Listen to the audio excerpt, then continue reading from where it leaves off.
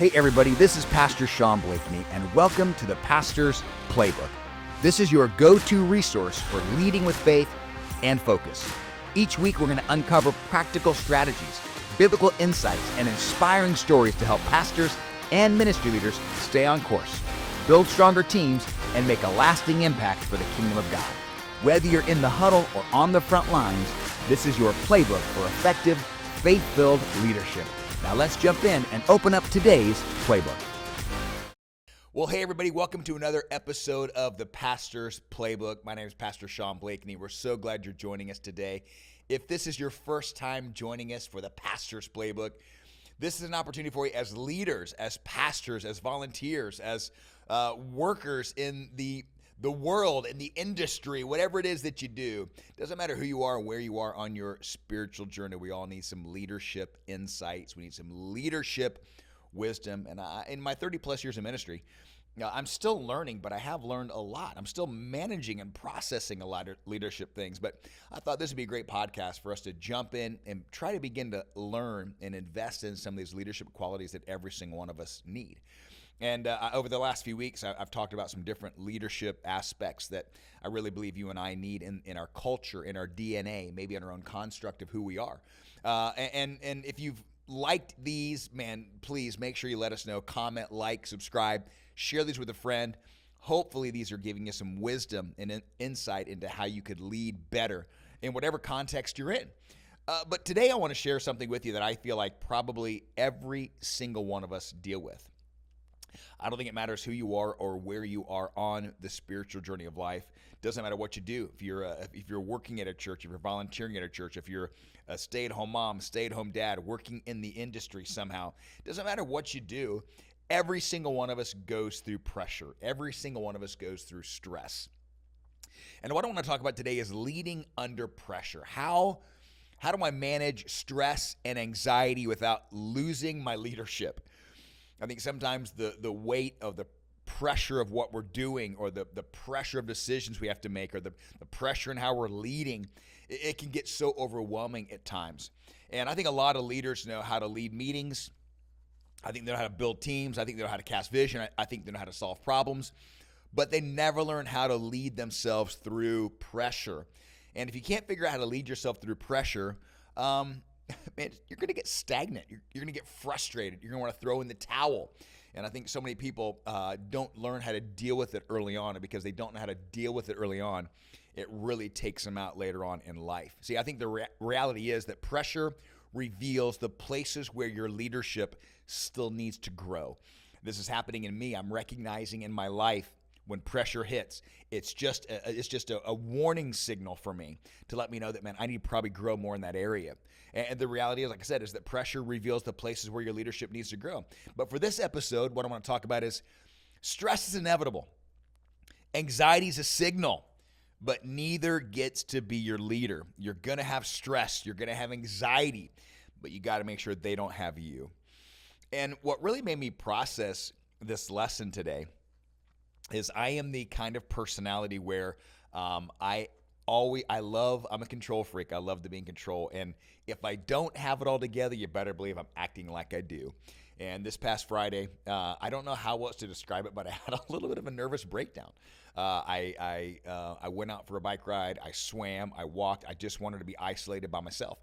And I think what happened was, just for so long, you carry the weight and you carry the weight and you suppress and you suppress and you suppress and you act like you got it all together. And I think Friday I just kind of hit my limit.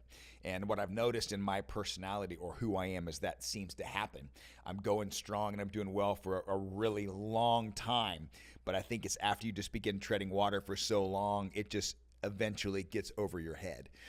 And I just spent some time Friday in prayer and processing, Lord, where am I at and how do I get here? And so I want to process that a little bit with you today, because I think every single leader knows pressure. Like, you know when pressure is hitting you. The question is not whether pressure is going to hit. The question is, will you let pressure control you or develop you? Will your pressure control you or develop you?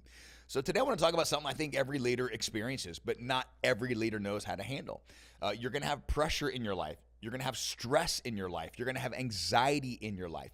And whether you're leading a church, leading a business, leading a team, leading a family, or simply trying to lead yourself, pressure is always going to be a part of the journey. It's not that you're not going to have pressure. Do you know how to manage the pressure? You can't escape the pressure, but can you learn how to manage it? You know why? Because every leadership, every potential leader, every structure, it doesn't matter what it is, there's going to be pressure. Every decision has consequences, good, bad, or ugly. Every conversation matters. Every problem eventually finds a way to the leader. And I find myself as a leader helping everyone else with their stuff and yet not working on my own. And I think that's where the pressure builds, is you're always trying to solve problems for everyone else. I realize in my context for what I do, everyone's coming to me to help fix their problems. And the difficulty in leadership is that we got our own. So we have our problems, but we're also managing everyone else's. And sometimes the hardest person to lead is yourself. And so here's something I've learned. Stress is not always a sign that something is wrong. Sometimes stress is a sign that something matters. And you don't feel pressure over things you don't care about. You feel pressure, right, over things that matter. The problem isn't the pressure. The problem is when pressure starts controlling your thoughts, your emotions, and your decisions. And the Bible never promises leaders that they won't face storms, but it does promise you have Jesus in the middle of it. I think that's where I got on Friday, is when I start getting tired, what I've noticed about myself is the more tired I get, the more control I have to have. And by controlling the situation, that means I take the control away from God. And I try to manage the pressure and manage the stress and manage the anxiety on my own instead of going to God. And I don't know why I do that. I think it's just something psychological as a leader that I feel like maybe I need to take control of this. But the Bible never promises you won't have stress, but it does promise that Jesus is with you in the storm when you hand him the stress. See, Psalm 46:1 says, God is our refuge and strength, an ever-present help in trouble. That means he never leaves you. He never walks away from you. He never turns his back on you, no matter what it is you're going through, the struggle, the stress, the pressure, the anxiety, the depression, doesn't matter. God is with you. Notice it doesn't say if you go through pressure, if you go through stress, if you go through storms. This is when. So today I want to give you a leadership playbook for handling stress, anxiety, pressure, right? And this is how do I deal with that without losing my peace or my purpose or my perspective. So let me give you some biblical insights here, some leadership insights I've developed that I've found in myself to help me in these scenarios when I need to really cope with stress and anxiety from the pressure. Here's the first thing. Number one, identify what is actually causing the pressure. Identify what is actually causing the pressure. Psalm 139, David says, search me, O God, and know my heart. Know me, God. If you know me better than anybody else, then tell me what it is I've got going on in me so you can help me deal with it. See, here's a leadership insight for you today. Many leaders feel overwhelmed because everything feels like a problem. And I've noticed this in my own life. I've noticed this with our staff. Many people will come to me with what they think is a problem, but it's not really a problem. We got to help remind ourselves and talk to ourselves and talk to our teams and talk to our volunteers and talk to our staff to remind them that not everything is a problem. It may be a problem to you, but it doesn't mean it's a problem for me. And if you and I continue to take on the problems of everyone else, we're going to have a really hard time really handling the own pressure of our own problems, right? The first step is managing pressure is identifying the source. What is the source of your pressure? Just some things I wrote down. Is it unrealistic expectations? Is it a lack of boundaries? Is it a fear of failure? Is it people pleasing? Is it carrying responsibility that belongs to somebody else? Is it trying to control things only God controls? And I think that's probably for me personally where I encounter the most stress and anxiety is trying to control things only God can control. Going back to the fact that I am a control freak and I love to be in control. And that doesn't go well for a follower of Jesus Christ. When we say yes to Jesus, we actually give up control. But you got to figure out the source. I talked about my sermon this past week that I just had massive amounts of pressure on me. And because of my personality, I hide it and I put a smile on and I just keep going. And I was drinking coffee one morning, getting ready, and I knocked my coffee mug over and it shattered on the tile floor in our bathroom. And I lost it. I went berserk. And what I realized was it wasn't the coffee mug. It was everything else that built up to the pressure. That's pretty much like a hot kettle on a stove. It's building until it blows its top. And the aha moment here for us is that you can't defeat a problem you can't define. And unless you define what it really is that's causing stress in your life, you're not going to be able to manage the stress in your life. And I believe some of us are managing stress right now, and you have no idea why you have stress. You're stressed out about so many things, but you don't really know the reason for why you're stressed. There's days where I deal with anxiety, and I don't even know what it is that I'm anxious about. I gotta begin to figure it out. I've realized on Sunday mornings, I really never dealt with anxiety until the last few years. But what I realized was on Sunday mornings, I think my anxiety is at the peak, and I don't think it's so much in regards to preaching. I do feel the weight of preaching, but I feel like the anxiety is on Sundays. It feels like so many things go wrong, whether it's our ACs or our online or our electrical or volunteers calling in sick or something happening at the campus. And so I think I wake up every Sunday with kind of an anxiety or an expectation like, oh my goodness, what's going to happen today? And I know that's not good. I got to leave that in the hands of God. But I think that controlled environment, controlled spirit of self takes it away from God. And I believe undefined pressure becomes unnecessary panic. And think about it like this. If a warning light comes on in your car, you don't put a piece of tape over it and ignore it. You find out why it's there. And I think stress for us sometimes is a warning light, and it's telling you something needs attention. Not everything needs elimination. Maybe some things just need adjustment. So you might get to the place where you're going, I figured out I got a couple things in my life that are causing stress. That doesn't mean you got to eliminate them. Maybe you have to have them. But what are you going to do to adjust in the stress moments of that pressure? And what I've come to find out in my own life is more stress, more Bible. When I'm getting stressed in life, when I'm taking control back from the Lord and owning it myself, I realize I'm not in the Word as much as I need to be in the Word. So practical application, ask yourself, what exactly am I afraid? What exactly am I afraid is going to happen? Because anxiety often grows in the unknown. So if you can't familiarize yourself with what's actually happening around you, you may cause more stress and anxiety on yourself. So understand what's the underlying fact here that's really beginning to cause stress in my life, and begin to figure out how can you adjust that. Here's the second thing. When it comes to stress and anxiety in leadership, how you deal with that pressure. Don't carry what you were never called to carry. Don't carry what you were never called to carry. Matthew 11:28, Jesus says what? Come to me, all who are weary and burdened, and I will give you rest. There are things in our lives we were not meant to carry. And I think a lot of times as leaders, we think we have to carry everything. And I think one of the biggest leadership traps is that you take responsibility for everything and everyone. Good leaders care deeply, but sometimes caring turns into carrying. And I found this in my own life is that because I care about our team, I care about our staff, I care about my family, my grandkids, my own kids. Like what I've realized is when they're, because of my caring for them, I carry what they're carrying. And carrying everything will eventually break you.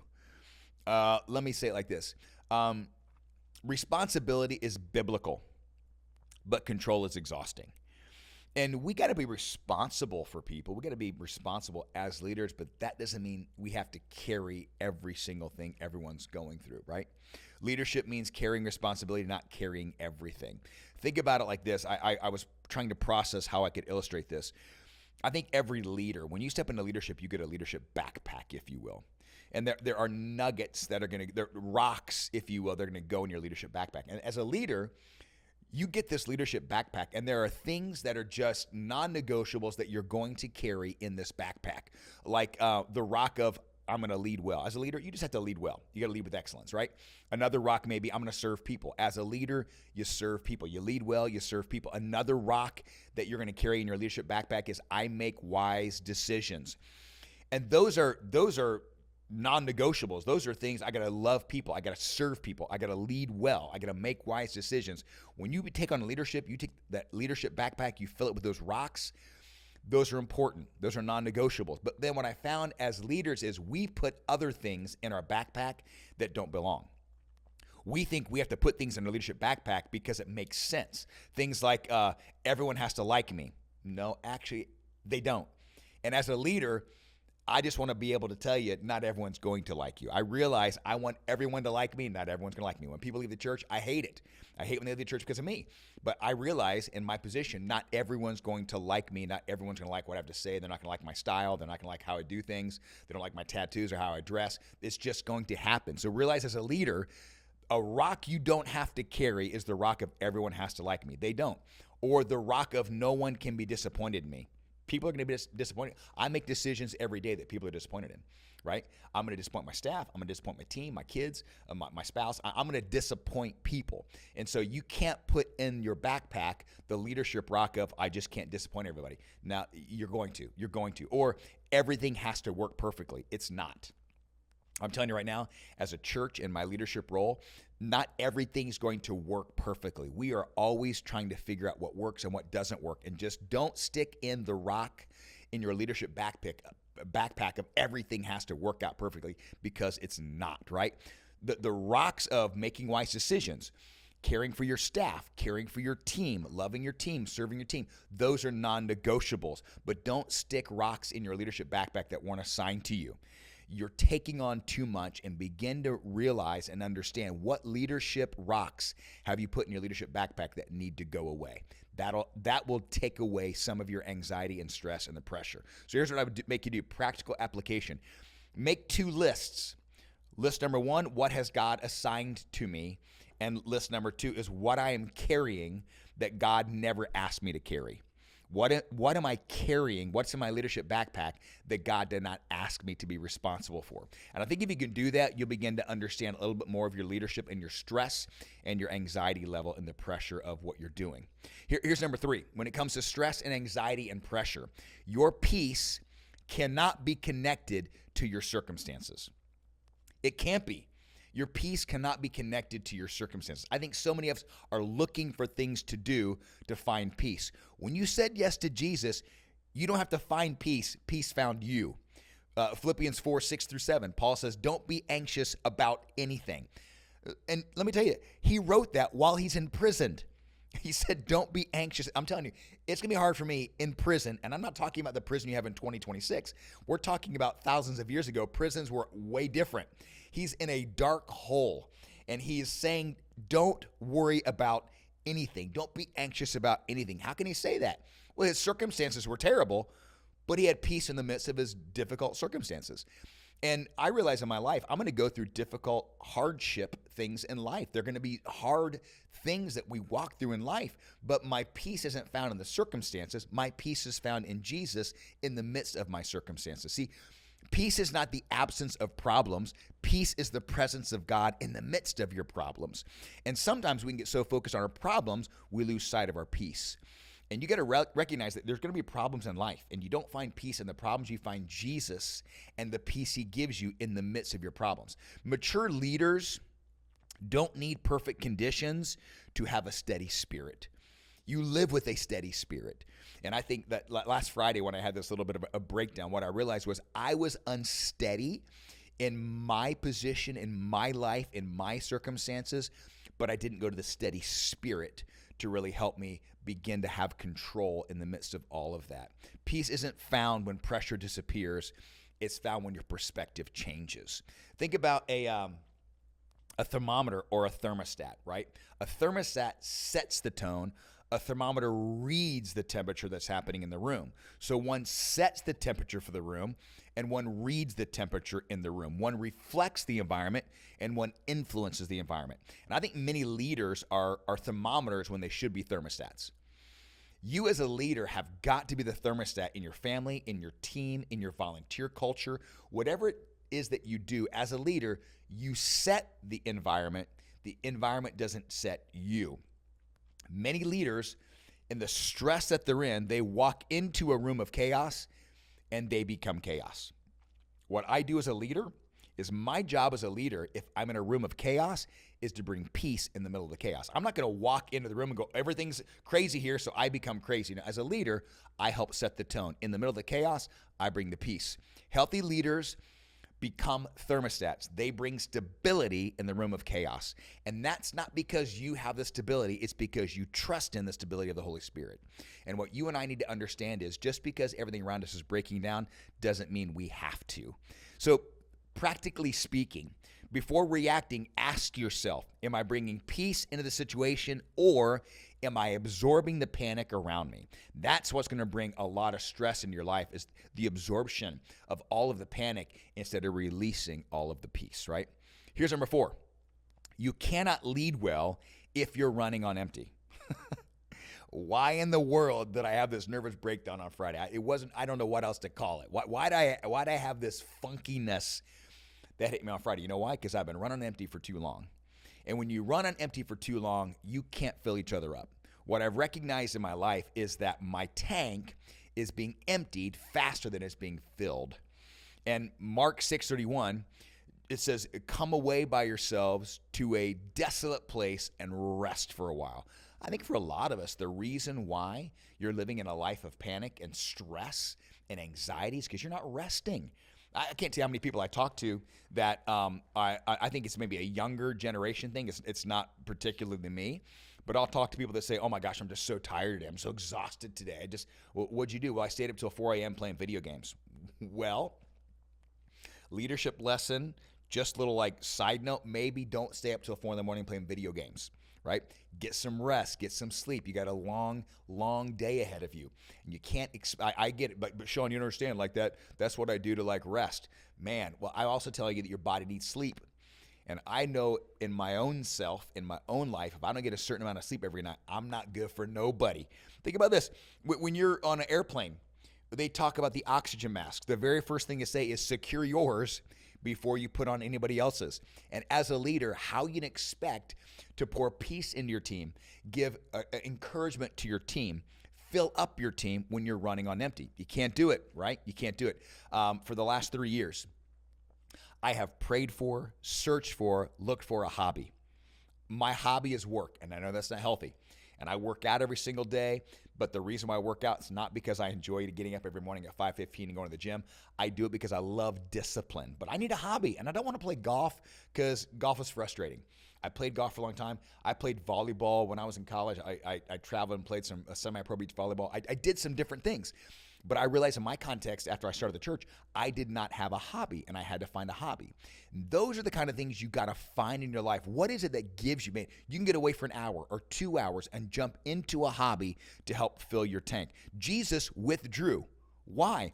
Because he realized I need rest. I can't be good for anybody else if I'm living in a state of weakness. And if Jesus is the Son of God and needed to get away in a quiet place, you do too. You do too. See, leadership insight. Jesus cared for crowds. He healed people. He carried enormous responsibility. But guess what? He got alone to rest.